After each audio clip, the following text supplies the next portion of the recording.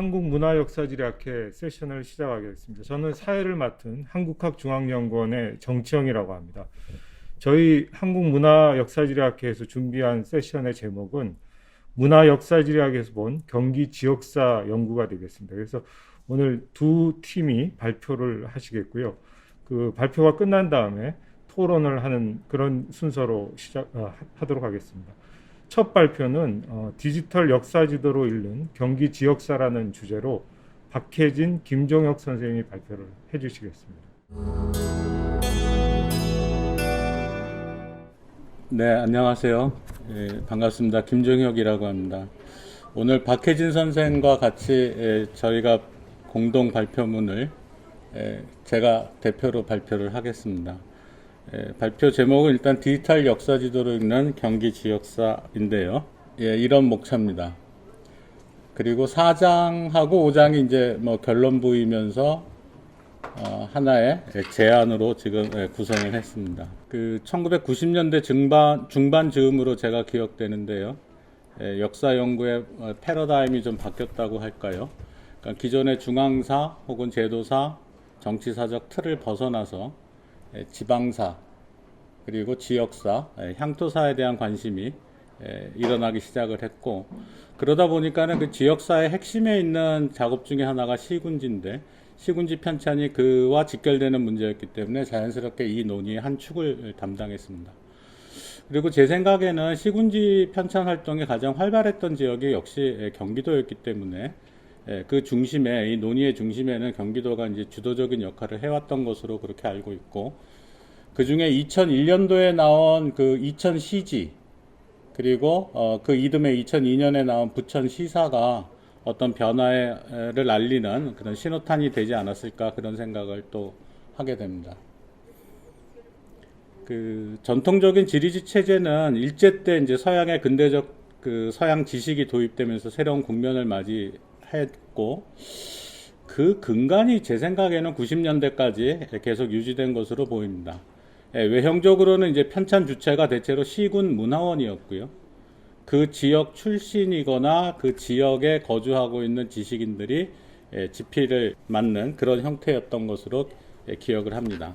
근데 90년대에 어떤 변화를 보이기 시작을 하는데, 제 생각에는 그 가장 큰 변화의 단적인 모습이 책 제목이었던 것 같아요. 이 무렵 이제 시지 또는 군지라는 전통적인 이름이 시사, 그러니까 지 대신 사가 들어오기 시작을 하는데요. 시사 또는 군사로 대체되었습니다.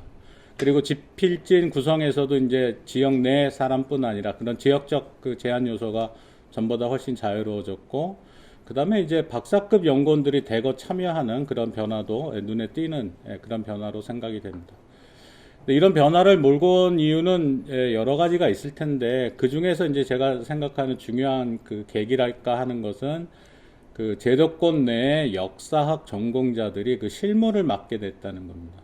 그러니까 이른바 이제 상임연구위원직을 맡으면서 이런 변화의 그 출발점이 그 큰 계기가 되지 않았을까, 이런 생각을 하게 됩니다. 시군지가 시군사로 바뀐 것은 단순히 그 이름만 바뀐 것으로 끝나지 않는 것 같아요. 그 핵심은 지지의 체제가 지역사, 역사의 체제로 좀 바뀐 것이 아닌가. 전통적으로 지지는 이제 지역을 설정을 하고 그 지역 내 전반적인 것을, 지리 상황을 이제 백과전서식으로 망라하는 것이 기본적인 체제인데, 역사라는 것은 잘 아시겠지만은 그 시간 순서대로 역사적 사실을 기술하는 이른바 편년체적 그 기술 방식이 가장 전통적이고 대표적인 그런 체제입니다. 그러니까 시지가 사로 바뀌면서 시사의 전반적인 체제가 약간 편년체적인 그런 형식으로, 그리고 시사 전반에 역사적 관점이 지금 관통되고 있다라는 그런 변화가 있었다는 겁니다. 이게 경기도지도 이제 그 예외가 아닌데요. 57년에 경기도지가 3권으로 나오고, 그 다음에 경기도사가 79년에서 82년 사이에 2권으로, 그리고 2009년에 왕관이 된 것이 전 9권으로 나오는데 1권이 선사시되고 고려, 조선, 일제, 현대까지 해가지고 각각이 1권부터 9권까지가 시대사를 지금 제목으로 달고 있습니다. 그러니까 이른바 편년체적 체제가 전형적으로 전형되어 있습니다. 근데 시사든 뭐 시지든 도사든 도지든 그 이름 바뀐 게 뭐가 그렇게 중요해? 라고 질문할 수 있을 것 같은데요. 사실은 어떤 면에서는 시지든 시사든 그 기술하는 공간적 범위와 시간적 범위는 동일합니다, 사실. 그런데 좀 분위기는 좀 다른 것 같아요. 이제 그 얘기를 좀 해보려고 합니다. 지리학은 뭐 동서양을 막론하고 모두 지지에서 시작을 했다고 합니다. 한국도 여기서 벗어나 있지 않고, 그래서 전통적으로 시기마다 시대마다 지리지 편찬하는 전통을 갖고 있었습니다. 그러니까 잘 아시는 뭐 세종실록 지리지든 여지도서든 대동지지든 뭐 이런 책들이죠. 그리고 16, 17세기에는 사찬읍제 시대라고 할 정도로 개인들도 지리지 편찬에 힘을 꽤 기울였습니다. 한국의 이런 전통적인 그 지지 편찬의 전통이 다른 어떤 서양의 뭐 선진국하고 비교해도 그렇게 뒤떨어지지 않는 그런 수준이라고 알고 있습니다. 이런 지지의 어떤 본질적인 가치는 이게 그 자료적 가치를 가지고 있다는 거죠. 당대 지리 환경이라든가 지역 문화를 담아내고 있다는 그 자체로 자료적 가치가 있고, 출판 문화의 한 축을 담당하고 있다는 서지적 측면에서 가치도 있고, 그리고 역사 문화를 담고 있다는 사료적 가치도 작지 않습니다. 조선 전시기를 통해서 지지 편찬이 가장 활발했던 때는 고종 때였습니다. 그리고 일제 시기에도 지지 편찬은 중단되지 않았습니다. 왜 지지 편찬이 전 시기에 걸쳐서 이렇게 중단되지 않고 계속됐을까? 그 이유는 뭘까? 그것이 제가 생각하는 지금 지지 존립 근거, 현재성 이렇게 써놨는데요. 그 이유는 이제 현재성에 있다고 생각을 합니다. 이 문제는 이제 동국여지승남하고 신증동국여지승남의 사례를 들어보면 쉽게 이해할 수 있는데, 1481년에 동국여지승남을 50권으로 완성하고 약 50년이 지난 다음에 1530년에 55권으로 신증 동국여지승남을 펴냅니다.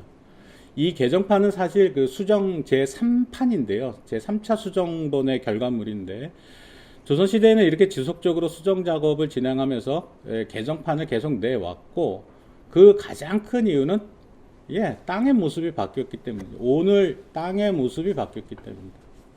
현재의 모습이 과거랑 다르니 현재의 모습을 기술하자, 다시 기술에 놓자. 이것이 신증 동국여지승남의 철학이었던 거죠.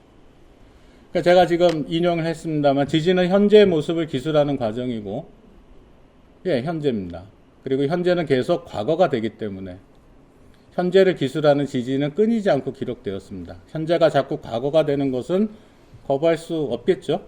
그리고 현재를 기술하는 것이 원칙이라는 것이 유효하다면, 유지된다면 지속적으로 지지를 편찬하는 논리는 지금도 유효할 수밖에 없습니다. 이게 사실 제 오늘의 발표의 이제 결론이고 핵심인 것 같아요.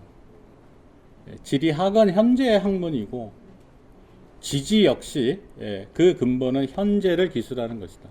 한국의 전통적인 지리지 안에도 역사지리적 인식이 들어가 있습니다. 그러니까 역사지리학을 먼저 간단히 말씀드리면, 그러니까 단순히 과거의 단일 시점에 관심을 두는 것이 아니라 과거의 특정 시점을 출발점으로 하고 현재의 시점을 도달점으로 해서 그동안 벌어진 변화상 전체에 착목하는 것이 역사지리학이라고 생각합니다.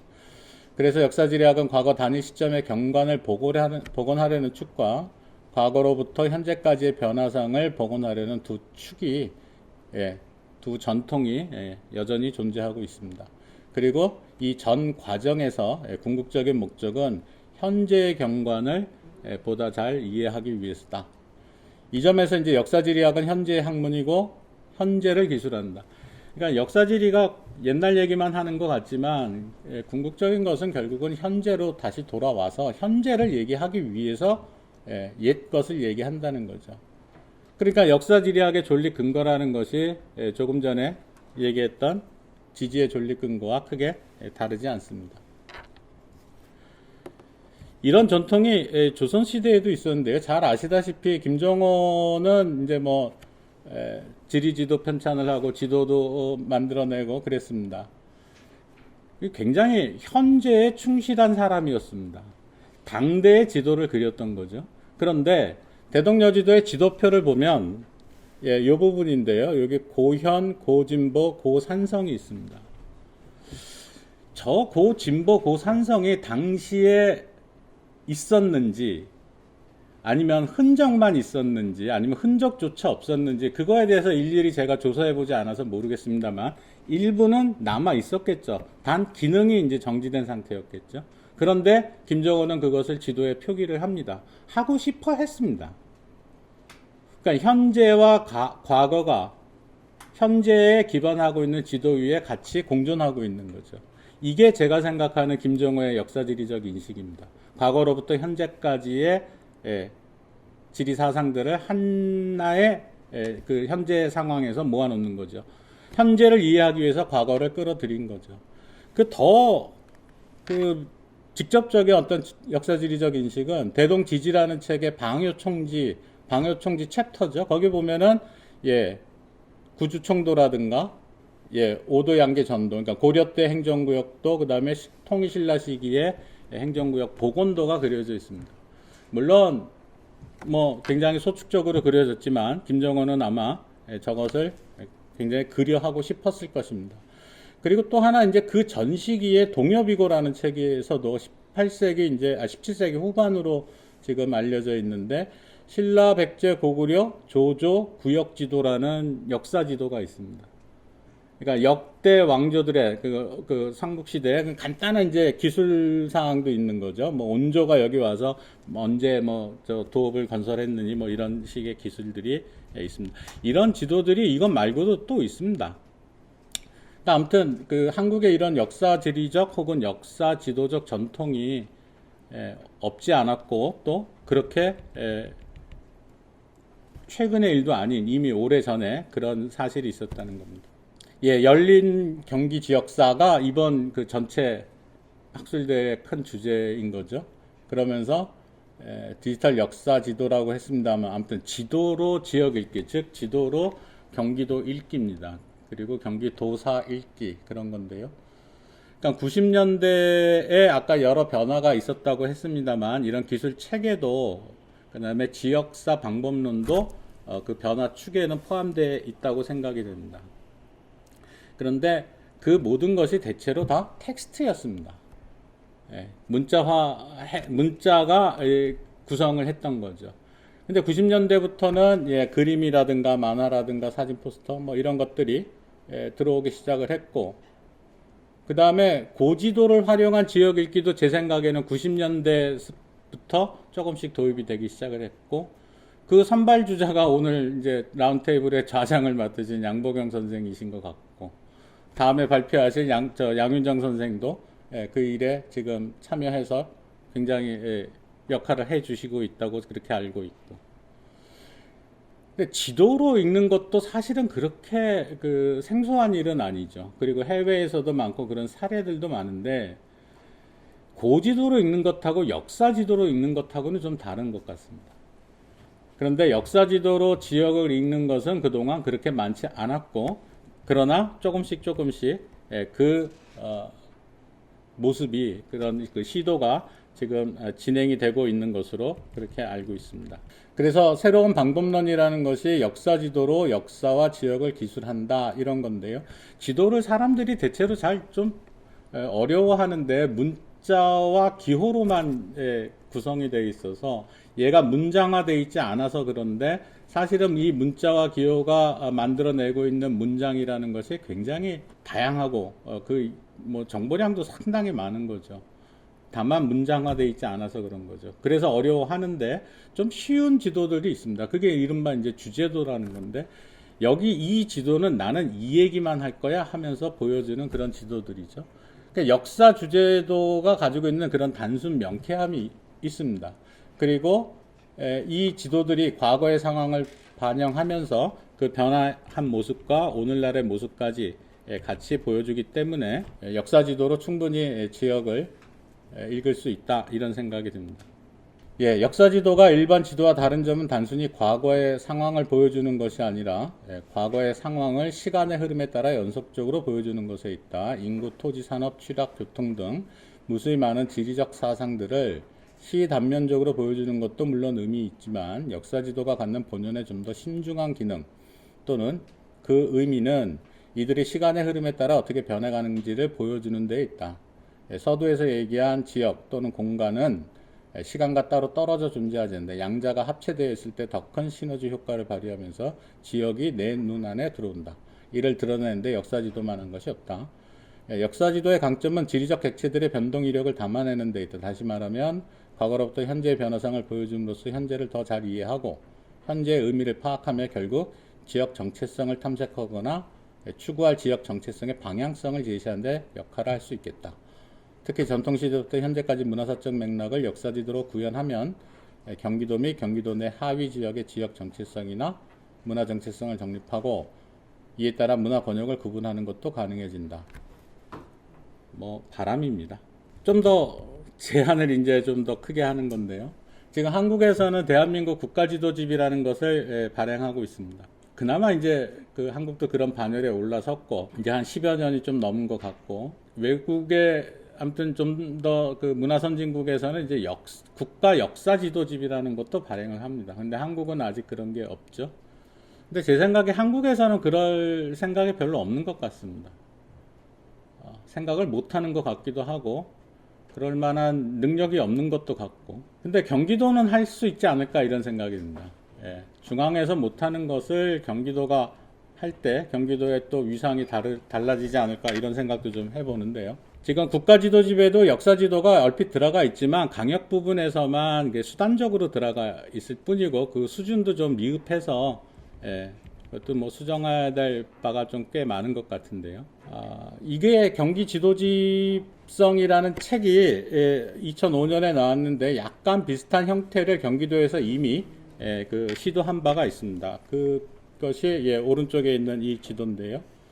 그러니까는 오늘날의 현대 지형도 위에 대동여지도에 표기된 것들을 오버레이, 이게 위치 비정을 다 거쳐서 오버레이 한 것이고, 이게 국가지도집 안에 현재 들어가 있는 역사 지도들인데, 사실 오류들도 꽤 많습니다, 지금.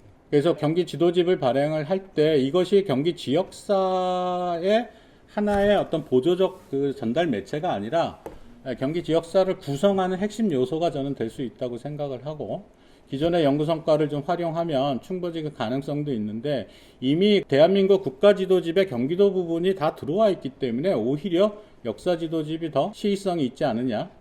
그리고 지역 정체성을 탐색하고 지향성을 좀 제시하는데 역사지도가 좀 더 기능할 수 있지 않겠느냐 이런 생각을 합니다. 제가 이제 발표집에는 못 넣었다가 지도를 몇 장 가져왔습니다. 시간이 되는 데까지 보겠습니다. 그러니까 기존의 성과들이 있으니 이런 기존의 성과들이 있으니 이거를 활용하면 경기지도집, 역사지도집이 얼추 좀 만들어질 수 있는 가능성이 있지 않을까를 좀 예시하는 그런 차원입니다. 경기라는 게 이제 고려 때 형성이 되니까요. 제도로서 형성이 되는 거죠. 지역명이 아니라 경기라는 제도였습니다, 사실은. 그랬다가 조선 초기에 이렇게 정립이 됐다가 이 위쪽에 이제 철원하고 저쪽에 이제 강원도로 넘어가죠. 안협이. 그러면서 조정이 됐고, 이게 그 13년에 결정이 되고 나서는 계속 이 형태가 유지되고, 조선시대 때 좌우도고, 그 다음에 읍격과 그 변화상이고, 그 다음에 23부 시절의 경기도입니다. 그러니까 여기가 인천부고, 여기 한성부, 여기 충주, 광주부, 여기 홍주인가요? 아무튼, 예. 가 경기도가 이렇게 구분이 됐었던 적이 있었다라는 거고요. 그 다음에 일제 때 이게 일제 14년에 통폐합된 거고 이게 조선하고 통폐합됐을 때의 그 관계를 지금 두 개의 라인으로 좀 보여본 것이고요. 그리고 서울이 이제 경기도에서 빠져나간 이후 그 다음에 시가 형성이 되는 과정 뭐 이런 것들이죠. 그리고 현재의 모습이고 이게 이제 9년 단위로 해서 당시 조선시대의 행정구역도 이렇게 복원이 지금 된 바가 있고 면 단위까지도 되어 있고 이것이 오늘날 행정구역과 어떤 관계에 있는지를 보여주는 그런 지도들입니다. 뭐 도로망이라든가 일제 때 도로망, 이건 조선시대 때의 도로망인 거죠. 이게 경기도를 대상으로 지금은 뭐 경기도 대상으로 제가 따로 특별히 작업을 못했고 기존의 것을 지금 이렇게 보여드립니다만 철도망, 이 경기도로 지금 확대해서 보면은 뭐 가능한 것이겠죠. 수로망. 그 다음에 이런 게 이제 주제도고 통계지도인데요. 농업 생산액이라든가 광물이라든가 저런 도형 표현도뿐 아니라 이제 단계 구분도. 그러니까 면 단위에서 인구 밀도도라든가 성비, 인구 증가율, 뭐 농업 종사 뭐 이런 것들을 볼 수가 있겠습니다. 예, 한전의 비율, 뭐 재현, 예, 누정의 분포. 그러니까 제가 경기도 전체를 보여주지만 전국의 상황을 알아야 사실 경기도의 상황도 그 의미가 드러나니까 전국적인 것이 사실은 필요한 것이죠. 예, 성씨라든가 고개나루 뭐 이런 것들이 있습니다. 예. 예, 이게 마지막일 것 같은데, 예, 진관체제, 경기도가 조선시대 때 군사적인 조직 관계가 어땠는지를, 예, 그런 차원입니다. 예, 뭐 두서없이 발표를 마치겠습니다. 감사합니다. 예, 첫 번째 발표 잘 들었습니다. 첫 번째 발표는 박혜진, 김정혁 선생님이 디지털 역사지도로 읽는 경기 지역사라는 제목으로 발표를 해주셨는데요. 그 역사지도를 통해 가지고 과거부터 현재까지 경기도의 모습을 한눈에 살펴볼 수 있는 어떤 지지의 또는 역사의 그 경기도 지역사의 바탕이 될 수 있는 그런 자료들을 보여주신 것 같습니다. 그럼 두 번째 발표를 듣겠는데요. 두 번째 발표는 양윤정 선생님이 경기 지역사 편찬과 고지도라는 제목으로 발표를 해주시겠습니다. 네, 김종혁 선생님과 박혜진 선생님의 발표에 이어서 저는 경기 지역사 편찬과 고지도에 대해서 이야기해 볼까 합니다. 이번 학술대회 주제에 맞게 새로운 시대를 열린 경기 지역사 편찬에 고지도를 어떻게 활용할 수 있는지 외국에서의 연구 사례를 빌어서 앞으로 우리가 어떤 식으로 고지도에 대한 연구를 해나가야 할지에 대한 이야기를 한번 해볼까 합니다. 그에 앞서서 고지도를 활용하기 위해서는 고지도 자료 수집에 대해서도 분명 중요한 부분을 차지하고 있다고 생각을 합니다. 그래서 조선시대에 제작된 경기도 고지도에 대한 이야기를 잠깐 하고, 그리고 고지도를 활용한 지역사 연구 사례를 외국에서 진행되고 있는 사례를 빌어서 한번 이야기를 해보도록 하겠습니다. 지역사 자료의 편찬과 수집이라고 하는 거는 아마 지역사라고 하는, 지역이라고 하는 개념이 사람들에게 인식되기 시작하면서부터 만들어지고 그리고 전해졌을 거라고 생각을 합니다. 현재 전해지고 있는 대부분의 기록사는 이제 아쉽게도 조선시대 이후부터인데요. 그 중에서도 지리지와 지리와 관련된 부분을 찾는다면 조선 초기에 제작된, 즉 조선이 건국되고 나서 보다 효율적인 정치 통치 혹은 국토의 이력을 담기 위해서 지리지가 편찬이 되었습니다. 그러한 지리지의 편찬은 이제 점차 조선 사회가 안정화되면서 16세기에 이르러서는 각 9년에 따른 읍지가 편찬되게 되는데요. 그러다가 이제 양난을 거치면서 다시 조선 사회는 이제 혼란을 겪게 되고, 그 혼란을 겪은 이후에 다시 조선에서는 중앙을 중심으로 한 지리지 편찬을 이루게 됩니다. 그때 편찬된 지리지가 바로 이제 전국 지리지인 여지도서이고요. 여지도서라고 하는 그 책의 제목에서 볼 수 있듯이 여지도서에는 지리지와 그리고 지도가 함께 수록되어 있습니다. 총 313개의 지지와 그리고 312장의 지도가 포함되어 있는데요.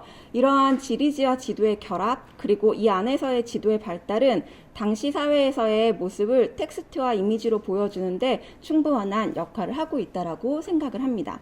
물론 텍스트로 이루어진 그러한 지리지에 비해서 이미지로 된 지도는 오늘날 봤을 때 부정합한 부분들이 많다라는 생각이 들 수도 있지만, 이미지로만 제작된 고지도만의 그러한 특징들을 통해서 고지도의 가치도 살펴볼 수 있을 것 같습니다.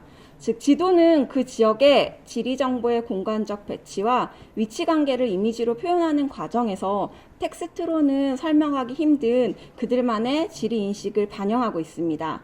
뿐만 아니라 사물 간의 잠재적인 관계가 무한정으로 존재하는 공간 배치를 표현하기에는 어떻게 보면 텍스트인 지리지보다 지도가 조금 더 유리한 그러한 측면도 가지고 있고요. 그리고 한 지역의 역사를 종합적으로 편찬하기 위해서는 고지도의 연구와 활용이 필수적이라고 생각합니다. 그렇다면 지금 현재 고지도는 어떠한 종류가 있는지에 대해서 좀 살펴본다면, 지금으로부터 15년 전 2005년에 경기문화재단을 중심으로 해서 경기도의 옛지도라고 하는 지리 도판이 출판된 적이 있습니다. 그 도판을 출판할 당시의 기준으로 했을 때 이제 현재 경기도와 관련된 지도가 가장 많이 소장되어 있는 기관은 규장각 한국학연구원입니다. 물론 도판의 기준은 대부분 주요 박물관과 그리고 국립기관에 의해서 소장되어 있는 경기도 지도를 중심으로 한 것으로 보여지는데요. 앞으로 이제 각 지역마다 각 분연마다 소장하고 있는 혹은 각 집마다 소장되어 있는 그러한 지도까지 수집하는 것은 그 지역에 살고 있는 사람들의 모습을 살펴보는데 도움이 될 거라고 생각을 합니다. 그래서 경기도 고지도의 가치라고 한다면 지도에 표현된 지리 정보와 표현 방법 등 당시 경기도라는 지역의 특징적인 면모와 함께 이 지역에서 살아갔던 사람들의 생각과 모습을 포함하고 있는 게 곧 지도이기 때문에 지도의 가치가 있다라고 이야기할 수 있을 것 같고요. 두 번째는 과거의 경기도의 지형적인 모습과 조상들의 삶의 공간으로서의 인문적인 모습을 동시에 연구할 수 있는 것 역시 고지도라고 생각을 합니다. 세 번째는 경기도 지역의 지리적, 인문적, 사회적, 경제적, 문화적 측면의 시계열전 변화를 살펴볼 수 있는 하나의 그 자료가 될 수 있는 게 경기도 지도라고 생각을 하는데요. 그럼 대표적으로 어떤 지도들이 있는지 간략하게 보여드리도록 하겠습니다. 지금 현재 전하고 있는 도지도, 즉 경기도 지도 중에서 가장 오래된 지도는 목판으로 제작된 신중동국 여지 승남에 수록되어 있는 부도 성격의 도별 지도라고 이야기할 수 있을 텐데요. 이러한 부도 성격의 도별 지도는 후에 지도를 필요로 하는 많은 사람들에 의해서 부도가 아니라 독립적인 지도첩 형태로 제작되게 됩니다. 그리고 그 안에 수록되어 있었던 굉장히 간략하지만 그들에게 꼭 필요했던 정보만을 표시한 지도들을 모아서 지도첩을 발행하게 되는데요. 그러한 지도들의 유형을 동남도 유형이라고 합니다. 보시면 두 개의 지도 모두 다 동남도 유형의 지도인데요. 물론 보시기에 굉장히 축척도 맞지 않고 부정확해 보이지만 당시 사람들이 생각하고 있었던 경기도 지역 간의 그러한 인식 그리고 당시의 그런 모습들을 이 지도를 통해서 살펴볼 수 있을 거라고 생각을 합니다. 뿐만 아니라 이렇게 부정확한 지도도 있었지만 18세기 이후, 17세기 중반 이후부터는 보다 정확한 지도를 제작하기 위해서 지도 제작자들 그리고 정부에서 많은 노력을 하게 되는데요. 그 결과 제작된 지도가 바로 이제 백리척의 축척이 반영된 지도라든가 혹은 방안을 이용한 그러한 도별 지도들이 제작되게 됩니다. 지금 여러분들에게 보여드리고 있는 이 지도는 모두 다 정상기의 백리척을 바탕으로 제작된 도별 지도들인데요. 앞서서 보여드린 지도들에 비하면 경기도의 모습을 조금 더 실제 가깝게 그려지는 모습들을 확인할 수 있고요. 그리고 이를 통해서 조선시대의 경기도의 모습을 확인할 수 있을 거라고 생각을 합니다.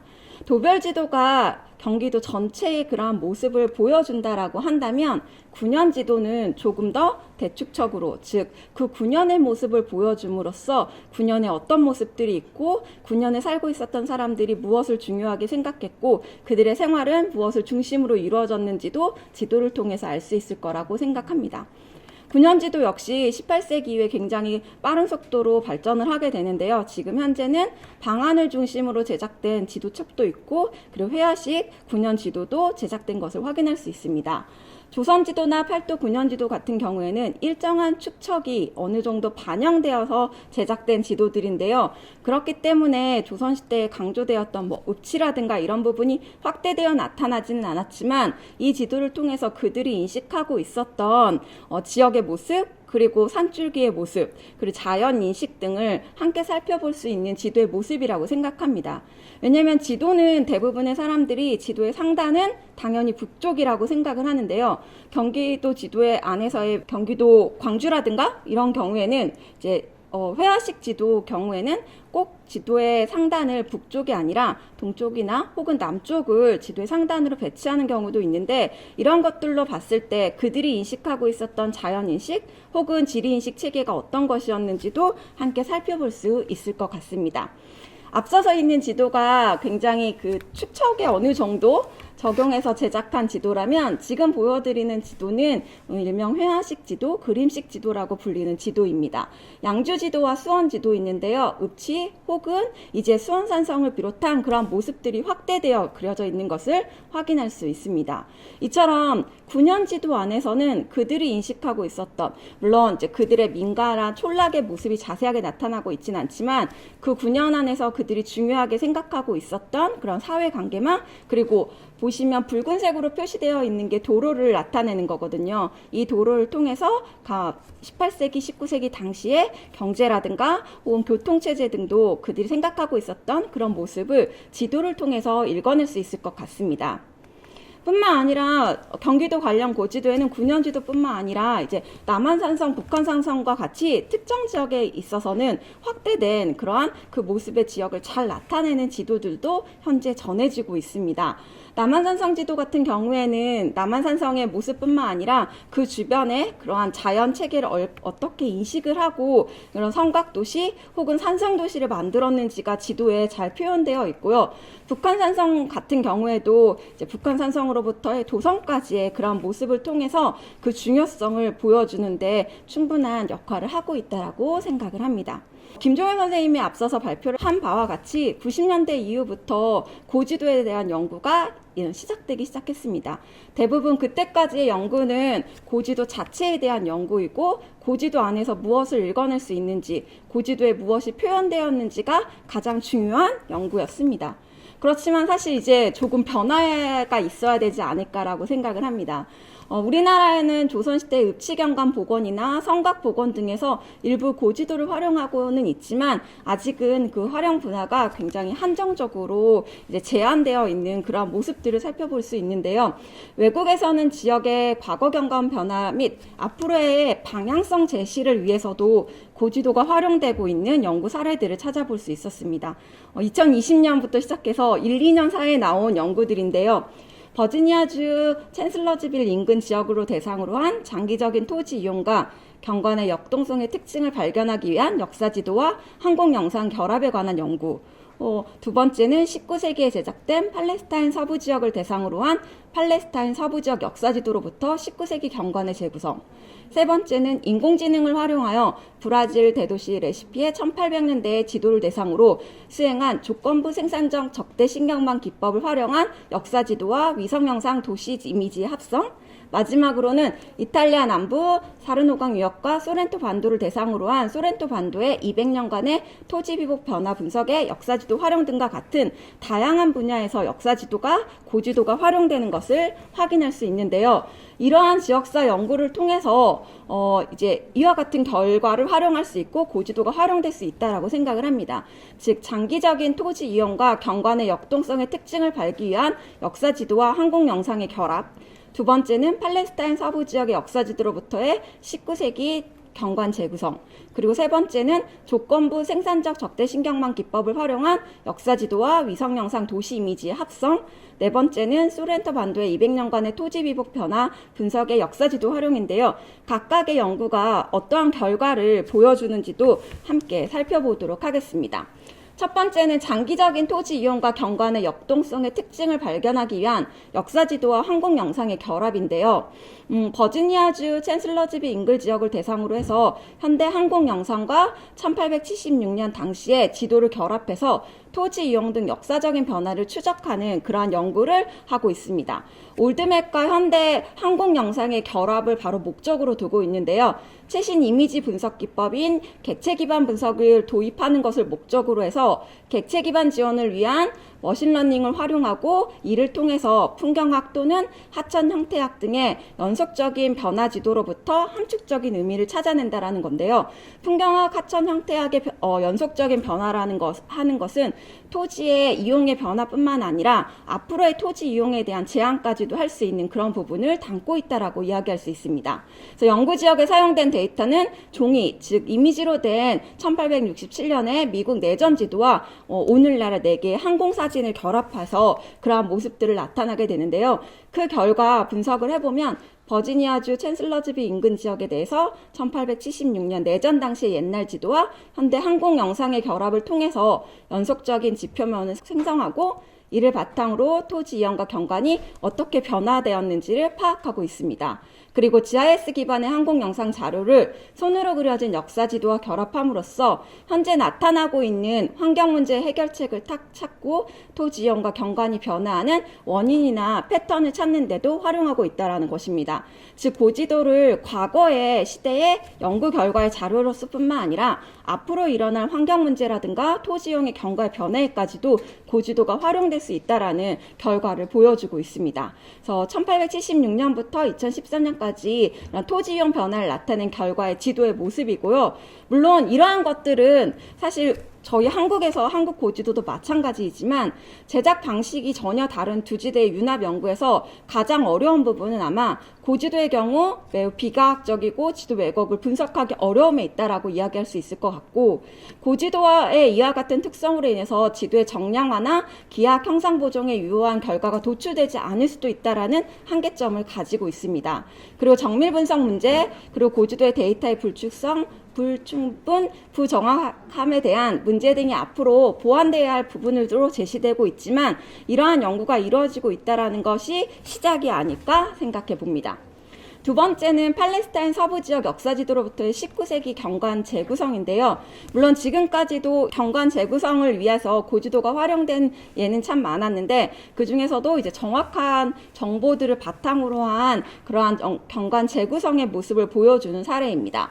주요 내용은 1881년 팔레스타인 탄사기금 지도 표시 지도의 완전성을 조사하고, 그리고 19세기 팔레스타인 경관 전량적으로 재구성하며 토지 비복, 토지 사용의 공간 패턴을 부분적, 통계적으로 설명 가능 여부 등을 조사하는데 그 목적이 있고요. 이러한 연구를 도입하게 된 배경은 GIS 프로그램의 발전에 따른 과거 랜드스케이프의 복원 가능성 여부, 그리고 팔레스타인 이 지역이라고 하는 지역이 3개 대륙 사이에 위치하고 있으면서 오랜 역사와 전 세계의 관심으로 풍부한 역사지도 제작 자료 제공이 가능했다라는 것, 그리고 수세기 동안 부와 정치 권력을 동시에 창출한 지리적 위치로 중추적인 국가를 했다라고 하면서 이 지역에 대한 연구 자료가 충분하다라는 것을 뒷받침해주고 있고, 그 결과 자연 및 문화 경관의 수정에 기여한 정치적 혼란, 전쟁, 정복 및 인구 이동이 일어남에 따라서 그 지역의 경관은 어떻게 변화하고 있는지에 대한 연구가 이루어지게 됩니다.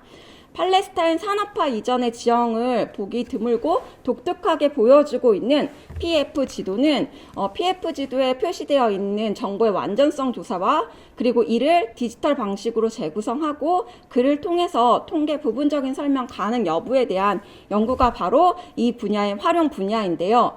그렇게 했을 때 이러한 자료들은 토지 피복이나 토지 이용 패턴을 이용하는데 신뢰할 수 있는 참고 자료로, 그리고 이제 물리적인 요인과 인적 요인 간의 관계를 밝혀낼 수 있는 요인 자료로도 활용할 수 있을 뿐만 아니라 신뢰 가능한 역사적, 지리적 출처라는 것으로 바탕으로 했을 때 PEP 기반으로 제작된 19세기 경관의 디지털 복원을 포함하는 데이터베이스를 만들고, 이는 경관 병안에 대한 향후 연구 및 역사적 지리 연구의 프레임워크를 사용 가능하다라는데 연구 활용에 그 장점을 가지고 있습니다.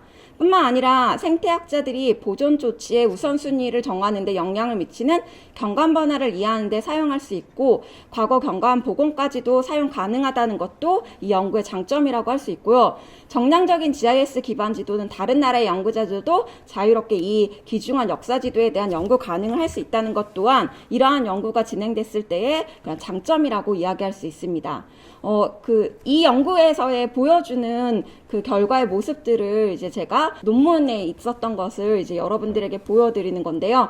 이처럼 PF 지도에 표시된 정보의 완전성을 조사하고 이를 항공사진, 디지털된 토지 피복에 입히고 그리고 항공사진에 표시된 그러한 것들을 통해서 이 경관이 어떻게 변화되었는지를 보여주는 그러한 모습들을 활용할 수 있고, 이를 통해서 팔레스타인의 19세기의 풍경의 모습과 그리고 팔레스타인 서부 지역의 역사지도로부터의 19세기 경관을 재구성하는 그러한 모습까지도 담을 수 있다는 게 이제 이 연구의 이제 결과입니다. 세 번째는 조건부 생산적 적대신경망 기법을 활용한 역사지도와 위성영상 도시 이미지 합성인데요. 브라질의 대도시를 레시페에서 1800년대의 지도를 조건부 생산 전 적대 신경망 기술을 활용해서 구글 위성 지도 형태로 변경하는 겁니다. 즉 이미지로 된 고지도로부터 구글 위성 지도의 생성 방법을 어떻게 하느냐의 방법에 있어서 라벨 지도를 생성한 후에 두 개의 신경말 네트워크를 구성된 픽스2픽스를 사용을 하고, 그리고 한 개의 네트워크가 지도로부터 추출된 정보의 이미지를 만들어낸 다음 다른 네트워크가 생성한 이미지의 정확도를 판별하는 여러 번의 과정을 거침으로써 현실감 있는 지도를 생성하고, 그 지도를 바탕으로 해서 도시 이미지를 합성할 수 있다라는 결과를 만들어낼 수 있습니다. 즉 1808년에 이와 같은 이미지의 고지도를 시간지를 활용한, 즉 조건부 생산적 적대 신경망 기법을 활용한 구글 위성지도 형태로 변경했을 때의 모습이고요. 그러한 모습들을 통해서 이제 어떠한 장점들을 가질 수 있냐면, 과거로부터 지역사회에 영향을 준 변화를 이해하는 데 도움이 될 뿐만 아니라 과거의 오류를 복구하거나 미래의 오류를 피하기 위한 방향성을 제시해 줄 수 있다는 장점을 가지고 있습니다. 200년 동안 급격하게 변화된 도시지리는 물론 인간의 활동으로 사라져버린 숲이나 강의 변화까지도 추적 가능하다라는 장점을 가지고 있고, 물론 이제 한계점이라고 한다면 역사적 맥락에 대한 이야기가 반영되지 않거나 생산된 이미지의 해성도가 낮을 수 있는 그러한 부분들은 앞으로도 개선이 필요한 부분이라고 이야기할 수 있을 것 같습니다. 마지막으로 소렌토 반도의 200년간 토지 피복 변화 분석의 역사지도 활용인데요. 이탈리아 남부 사르노강 유역과 소렌토 반도는 지중해 지역의 관광과 농업에 매우 중요한 장소이자 토지 이용 및 피복 변화에 대한 연구가 미비한 상태입니다. 그래서 1817년과 1875년의 과거 지도와 1960년과 2006년의 최근 지도를 이용해서 이 지역의 토지 면적과 크기, 비율, 변화 방향성을 분석함으로써 이제 사르노강 소렌토 반도의 도시의 확산에 대해 평가하는 부분인데요. 구체적인 활용 내용을 본다면 농업과 관광 경관에 대한 토지 이용 및 피복 변화에 대한 분석을 하는 것이고, 이를 통해서 이제 시사점을 밝혀낸다면 토지 피복의 변화 탐지 시 모든 토지 이용 지도의 사이즈가 같아야 하지만 연구 지역이 반도여서 해안선의 변동에 문제가 있었기 때문에 한국에서 만약에 이와 같은 방법론을 적용할 때에는 이에 대한 고려가 필요할 것으로 보여집니다. 그 결과를 좀 이제 예시로 보여드린다면 토지 피복 결과를 아까 말씀드린 것처럼 1817년, 1876년, 1960년, 2000년대, 2006년까지 해서 그 모습들의 피복의 형태를 이제 분류를 하는 것이고요. 그것을 이제 지도화한 결과의 모습을 나타냅니다. 뿐만 아니라 이러한 결과는 각 시기별로 카파 분석을 통해서 그 일치도가 얼마나 맞는지를 보여줌에 따라서 그 두 개의 시간 차이에 유의미성이 어느 정도 있는지까지도 밝혀낼 수 있는 그런 부분들이 있다라고 이야기할 수 있을 것 같습니다. 여기까지 4가지의 사례를 보여드렸는데요. 이처럼 고지도는 고지도 자체만으로도 중요한 의미를 가지고 있고, 뿐만 아니라 오늘날 더 나아가서 미래에 이 지역에 어떠한 것을 제시하는 방향성을 제시해주는 자료로서 중요한 역할을 할 수 있기 때문에 앞으로 고지도 연구는 새로운 시대가 열린 경기 지역사라는 학술대의 주제와 마찬가지로 새로운 기법을 많이 활용한 새로운 연구가 진행되어야 할 것으로 생각되어집니다. 감사합니다. 양윤정 선생님께서는 경기도 지역사 편찬에 고지도를 어떻게 활용할 수 있을지 구체적인 사례들을 잘 보여주신 것 같습니다. 이렇게 해서 그 두 분의 그 발표를 모두 마치고요. 다음은 토론으로 이어가도록 하겠습니다. 오늘 토론은 경인교육대학의 전종환 교수님께서 해주시겠는데, 전종환 교수님은 또 그 경인교대에서 기전문화연구소장을 맡고 계시기 때문에 이 경기 지역사에 대해서 남다른 관심을 가지고 있고 또 최고의 전문가라고 이렇게 판단이 됩니다. 토론은 두 분 그 발표하신 거를 묶어가지고 이렇게 해주시면 될 것 같습니다. 네, 그럼 부탁드리겠습니다. 토론을 맡게 된 경인교대 전종환입니다. 차장 선생님께서 이미 잘 정리해 주셔서 내용에 대한 어떤 정리는 생략하기로 하고 그 토론거리에 대해서 바로 이야기를 드리겠습니다. 그 김종엽, 박혜진 선생님의 글과 또 양윤정 선생님의 글은 모두 다 그 역사지도 내지는 고지도에 대한 그런 글로 생각이 됩니다. 글을 준비하시느라고 대단히 고생이 많으셨을 텐데 사실 토론하는 입장에서는 너무 쉽게 얘기하지 않나 그런 어떤 걱정도 좀 앞섭니다. 예, 그럼에도 불구하고 이제 제가 생각한 그런 이야기들을 드리겠습니다. 우선 우리가 이 오늘 발표의 큰 주제를 보니까 이 자료집에도 나와 있지만 큰 틀에서 우리 이야기가 어느 부분에서 이야기되는 것인가를 먼저 공유할 필요가 있을 것 같습니다. 무슨 이야기냐면은 자료집도 제목에 보니까 경기 지역사라는 말이 있고 또 경기학이라는 말이 있고 이 두 개가 동의어로 쓰였는지 아닌지는 잘 모르겠습니다만 제가 보기에는 이 양자는 좀 다른 것 같습니다. 어떻게 보면은 경기학이라는 큰 울타리가 있는 것 같고 그 안에서 경기 지역사도 있을 수 있고 오늘 아까 김종혁 선생님도 말씀하셨지만 어쩌면 경기 지리지라는 것도 그 안에서 또 이야기될 수 있는 게 아닌가 뭐 그런 생각도 듭니다.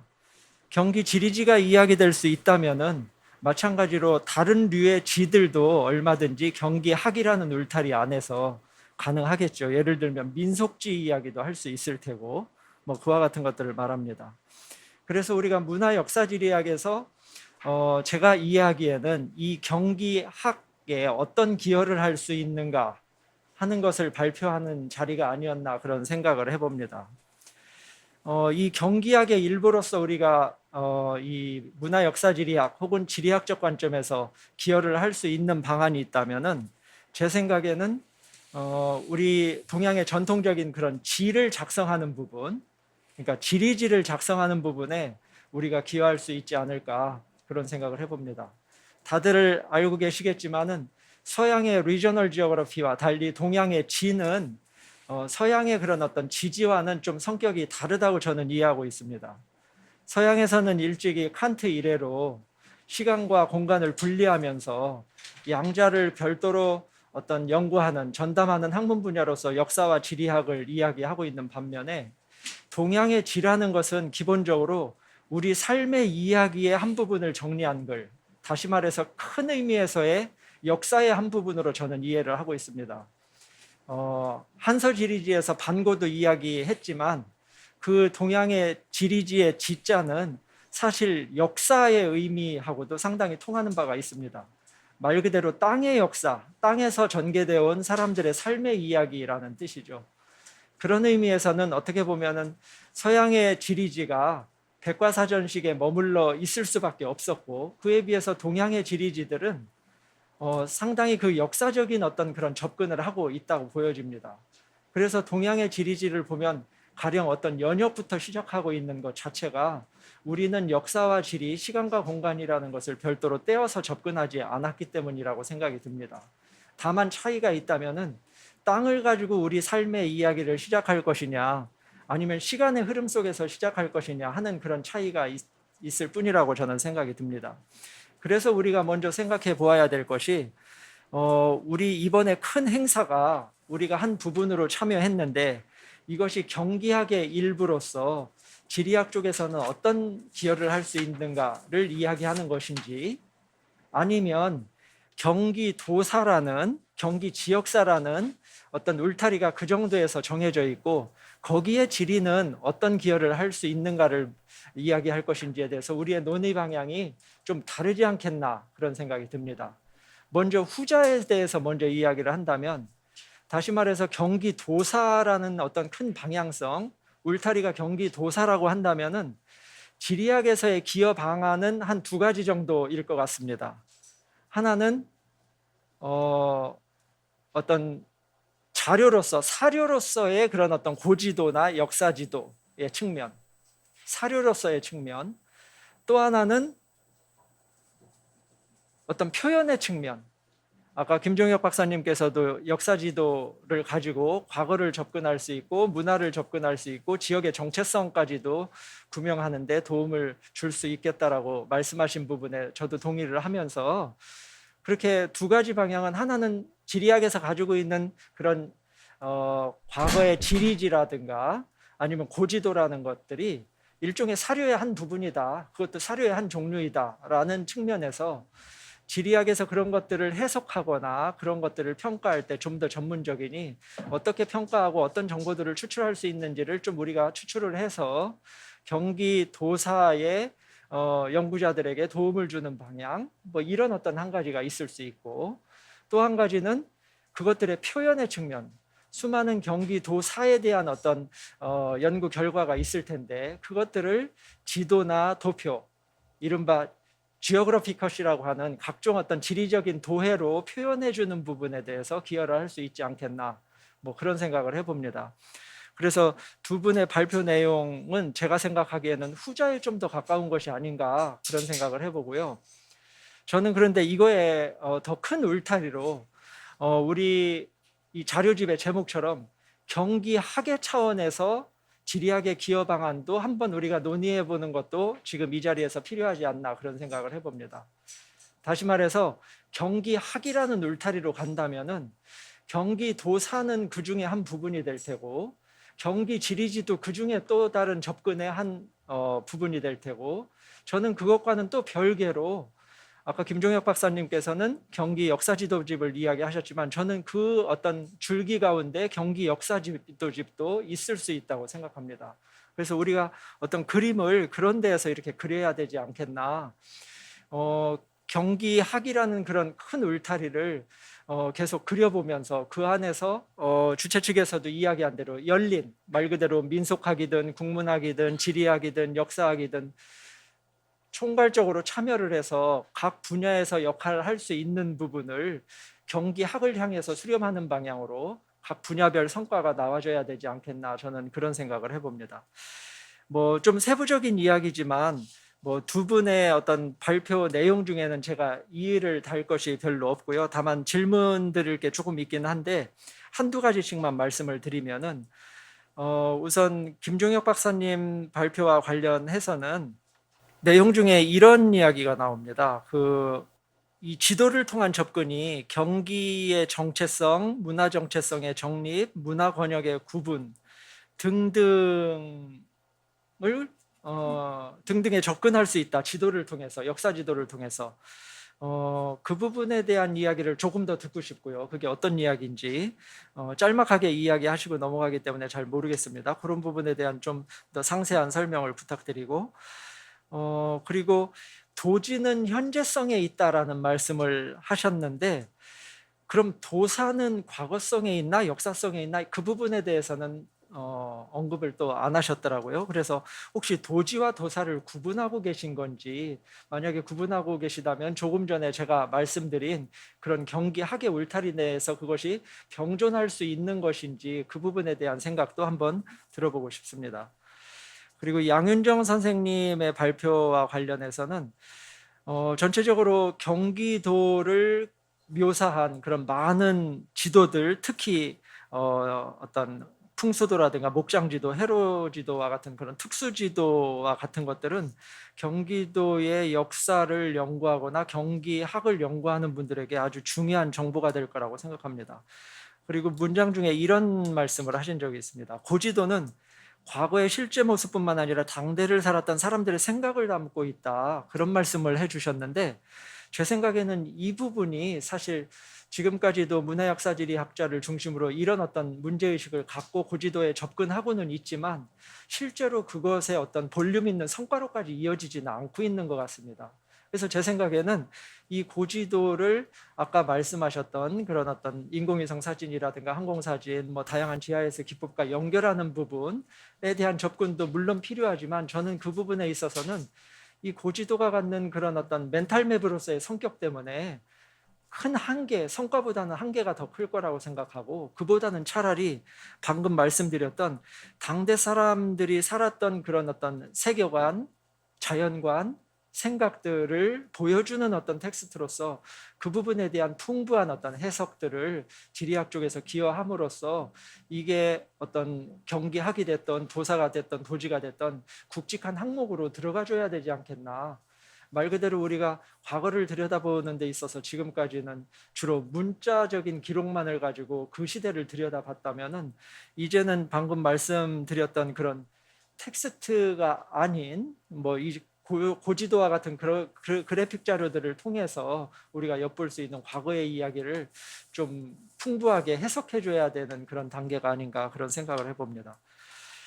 그리고 한 가지 더 질문을 드리자면은 이제 GIS나 위성사진, 항공사진과 결합시킬 때 고지도의 활용도가 좀 더 다양화될 수 있다, 또 극대화될 수 있다 그런 말씀을 하셨는데 우리나라 고지도 중에는 그렇게 활용될 수 있는 것들이 이 객관성이나 정확성 문제 때문에 일정 부분 제한되는 것 같습니다. 몇 종으로. 가능하다면은 그런 어떤 부분에서 어느 지도들이 그런 활용도가 높은 지도가 될 수 있겠는지에 대해서도 조금 더 구체적으로 말씀해 주시면 고맙겠습니다. 네, 이상입니다. 예, 지금까지 전종환 교수님이 토론 말씀을 해주셨습니다. 그래서 경기도사에 있어서 경기 지역사에 있어서 지리학의 기여 방안뿐만 아니라 더 큰 울타리인 경기학에서 지리학이 어떻게 기여할 수 있는지 방안까지도 말씀을 해주셨고요. 각 발표자들께 두세 가지 정도 질문을 주셨는데 그러면은 그 질문에 대해서 발표자들이 대답하는 시간을 한번 가져보겠습니다. 먼저 김종혁 선생님부터 좀 말씀해 주시죠. 예, 전종환 선생님의 그 질문이 이제 두 개였는데요. 그 중에 두 번째의 도지의 현재성, 그렇다면 도사에서의 현재성은 뭐냐, 양자가 다른 것이냐, 이 얘기부터 먼저 간단할 것 같아서요. 그러니까 뭐 도지하고 도사가 어떻게 다르고 무엇을 어떻게 구분해야 된다라는 게 이제 제가 하고 싶은 얘기는 그게 아니라 도지든 도사든 현재성에 기반을 두는 것이 맞겠다. 그게 좋겠다라는 그런 얘기입니다. 그러니까 도사가 2007년에 9권으로 나왔는데 현대까지 쓰여져 있습니다. 근데 또 도사를 쓰면 쓸 게 뭐가 있나 싶어서요. 과거에 지나간 일이라는 거는 뭐 해석은 물론 달리 할 수 있겠죠. 그런데 그동안 변한 게 있으니 그 변한 걸 중심으로 기술을 하자. 그게 역사든 뭐든지 간에 그것이 도지든 도사든 이게 나아갈 바가 아니겠느냐. 뭐 이런 의미로 제가 이제 그 현재성을 얘기한 것이고요. 그다음 첫 번째 질문이 역사 지도를 통해 지역 정체성에 어떻게 접근할 수 있을까? 그리고 하위 지역 문화권까지도 구분할 수 있을까? 뭐 이런 질문인데요. 예, 역시 날카로운 질문 감사합니다.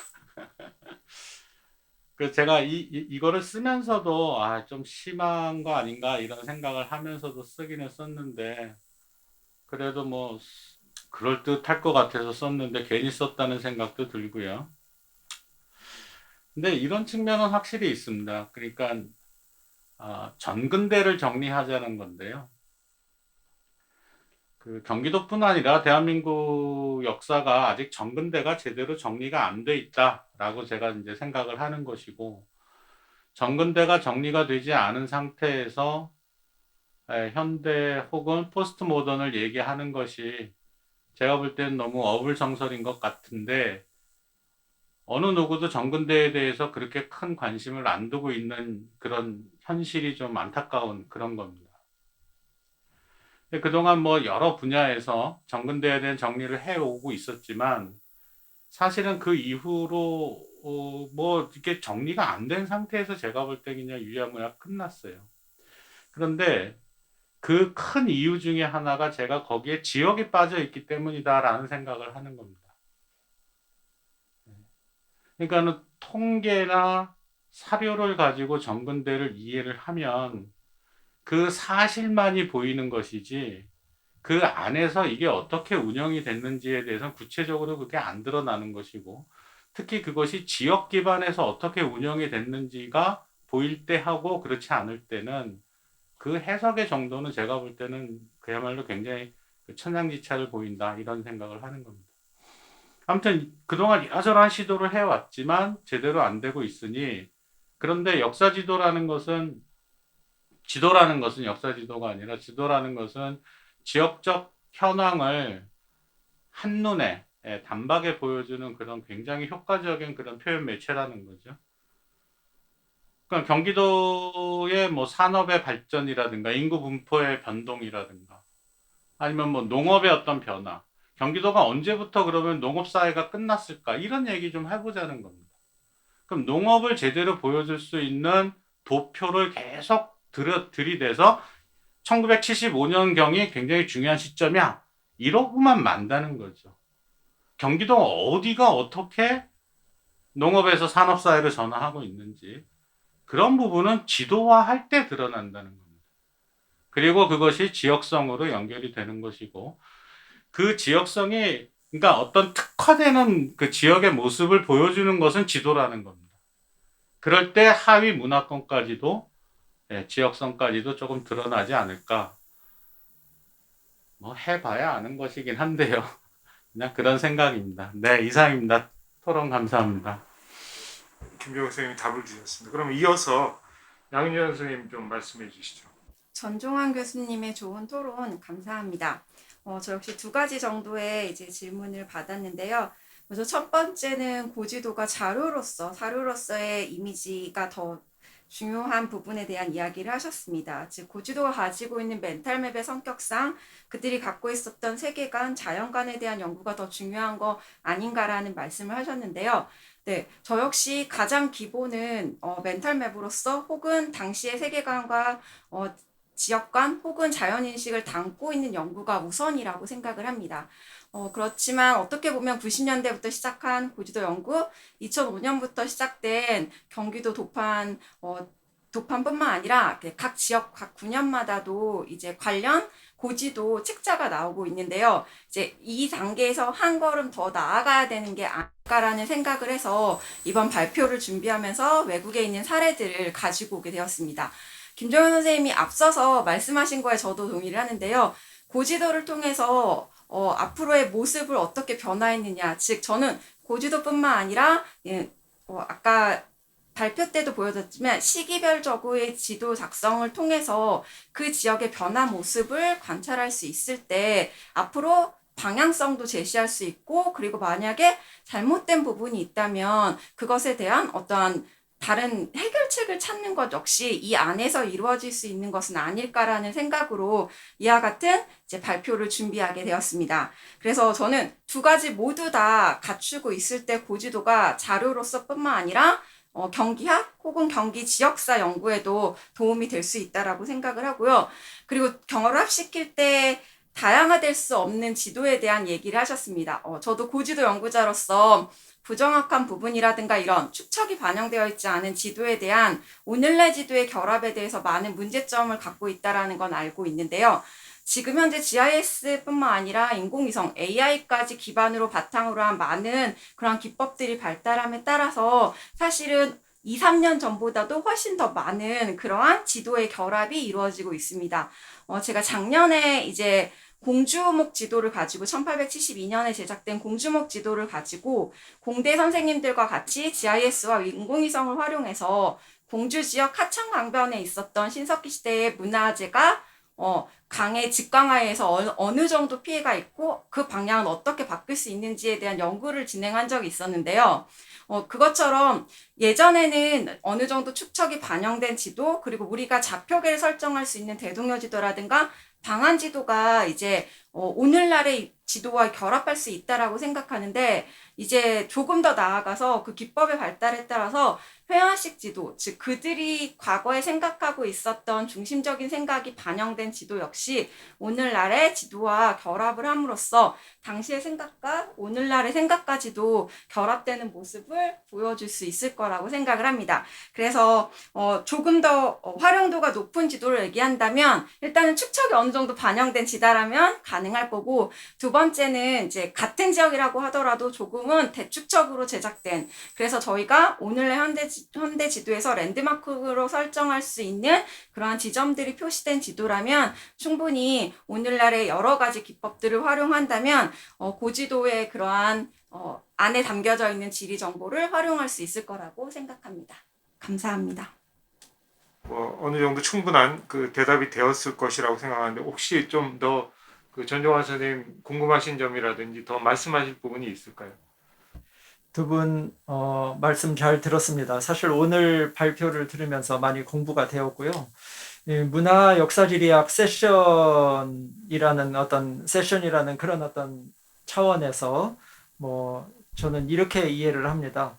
우선은 우리 문화역사지리 학계에서는 지금 이 학술대회의 큰 제목인 경기학 학술대회를 위해서 향후에 김종혁 박사님 이야기하신 것과 그런 연장선에서 경기 역사지도집의 어떤 편찬 방안에 대해서 학회 차원에서 한번 논의를 시작하고, 물론 거기에서 우리 김종혁 박사님이나 박혜진 선생님, 양은정 선생님을 빼놓고 갈 수가 없겠죠. 가장 중요하신 분들이니까, 가장 업적이 많으신 분들이고. 그래서 뭔가 이제 개인보다는 학회 수준에서 경기 역사지도집에 대한 어떤 논의를 해가면 좋겠다, 그런 생각을 해보고, 그거와는 또 한 축에서 경기 지리지라는 것도 학회 수준에서 한번 시도해 봤으면 좋겠습니다.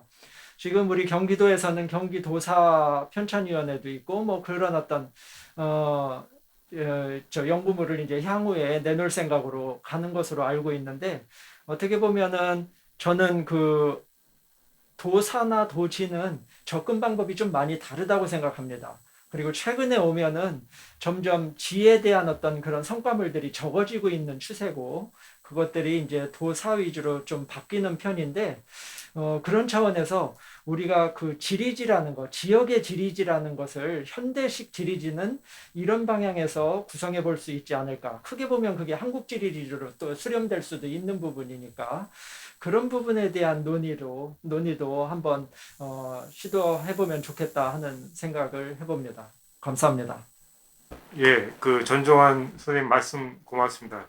그 굉장히 중요한 제안을 해주셨는데 경기도 역사 지도집이라든지 또 경기 지리지 편찬에 우리 문화역사지리학회가 분명히 기여할 수 있는 부분이 많고, 또 그 우리 학회를 중심으로 다른 또 지금 이 학회를 개최하고 있는 경기학회라든지 이런 그 협동을 통해 가지고 여러 가지 유익한 그런 연구 활동을 할 수 있을 것으로 생각이 됩니다.